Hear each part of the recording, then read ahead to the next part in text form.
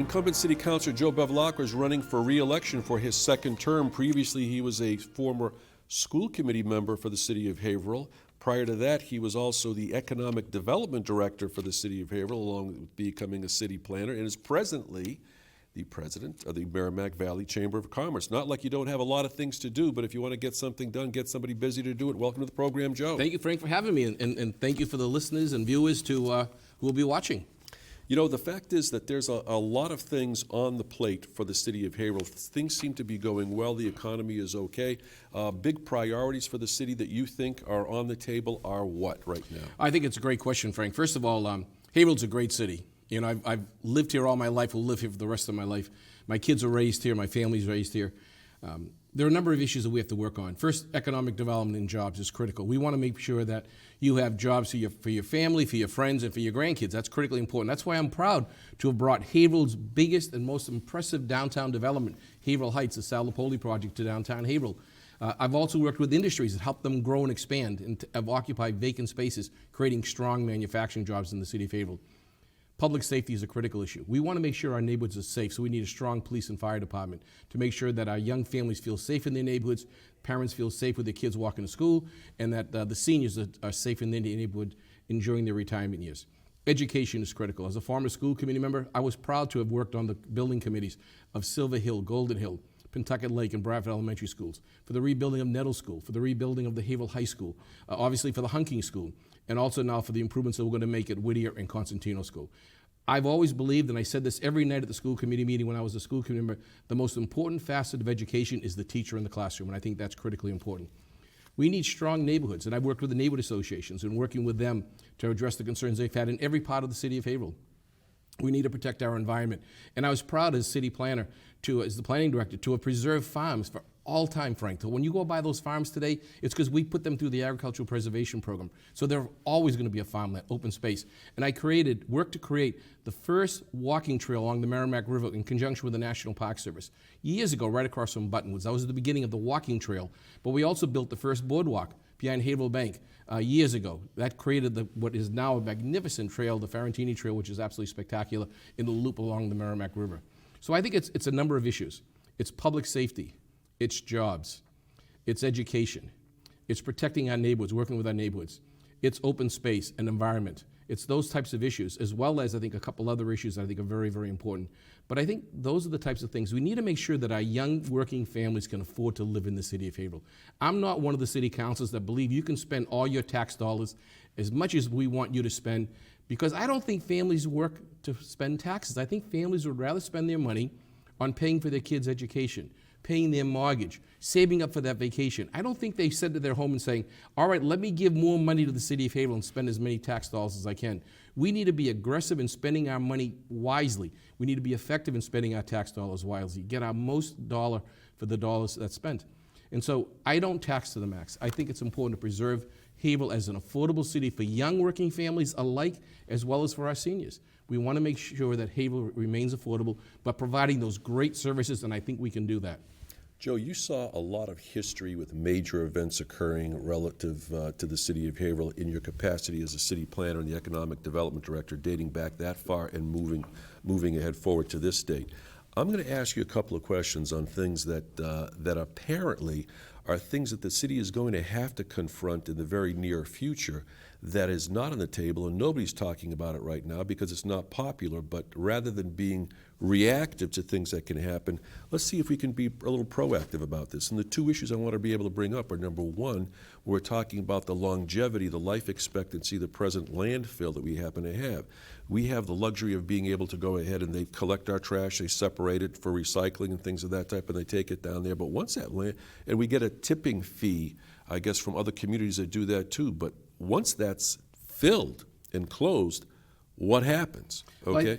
I'm sorry. Well, I think a couple things have to happen. First of all, I think the technology is getting better every year in terms of technology, in terms of the waste stream, in terms of burning the waste that's brought to the plant. Secondly, we need to do a better job with the recycling.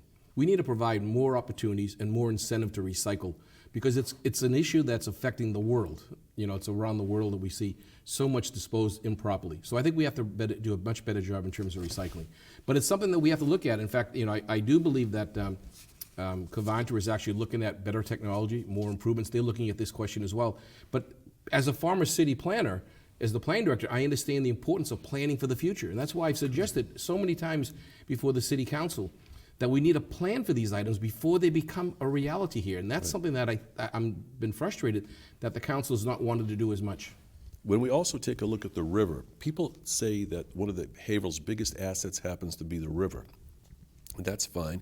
And with people not dumping pollutants as industry has done in decades earlier, the irony of the situation is that I guess from clean water activists have determined that when you have over one-tenth of an inch of rainfall in the area, that causes there to be a sewer overflow from 13 different locations in the city that dump into the Merrimack River.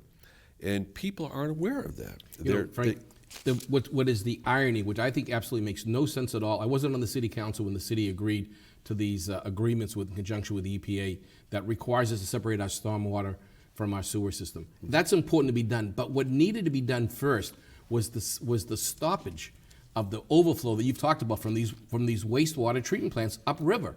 I mean, it makes no sense for you as a Haverhill taxpayer to pay literally millions of dollars a year to separate our sewer systems from our stormwater, to eliminate the trickling of contaminants that go into the river, when the sewer wastewater treatment plants can overflow millions and millions and millions of gallons whenever there's a high rainfall. And it's happening at every one of the treatment plants upriver from us, including Haverhill's own.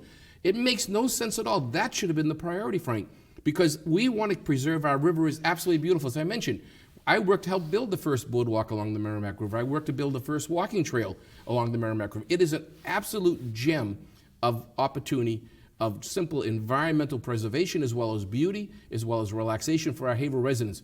But why do you not address that as the #1 priority of the federal government? Stopping that overflow that comes from the wastewater treatment plants. It's absolutely ridiculous, and it happens every time, as you mentioned, Frank, a major rainfall. And all we keep hearing is we're working on addressing it. Thankfully, one of our state legislators has actually filed legislation to stop that, but it should have happened years ago. Before they came to cities and towns, they should have done that first. Excellent. I appreciate the answer to that question. It's very direct and responsive. I mean, it's the other question I've got before we're almost coming up on time, and that is this.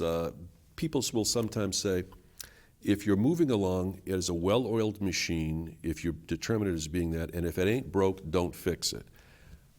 However, there are alternate points of view when it comes to the Haverhill City Charter relative to, and there's been discussion over the years, over decades, relative to ward councilors, okay, versus councilors at large. You have a specific idea relative to this as well. The idea for having ward councilors is because some neighborhoods, some people that are running for office right now, that are running for city council, are suggesting we need ward councilors so that those councilors or those people can be better represented by a more responsive person in that particular location. I know you have an alternate point of view. I'd like you to go ahead and share. I grew up in Mount Washington. I attend the Mount Washington Neighborhood Association events, but I also attend neighborhood association events in Rocks Village, in the Highlands, in Bradford, wherever they happen to be in the Acre, I go. If you have a neighborhood representative, that's all that person's going to care about, because no other voter in the city can vote for that person. So if I'm a Bradford councilor, I don't have to care about the issues in Mount Washington or the Acre. If I'm a Riverside council, I don't have to care about Mount Washington or the Acre, because they can't vote for me. And you'll see less and less participation at these events, at these improvement issues, at the discussions of what the neighborhoods need, if you have ward councils, because they simply don't have to care about you. And that's the hard fact. I go to every one of the neighborhood association events across the city. Ask anyone, they'll tell you I'm the only one they see in the non-election years, never mind the election years.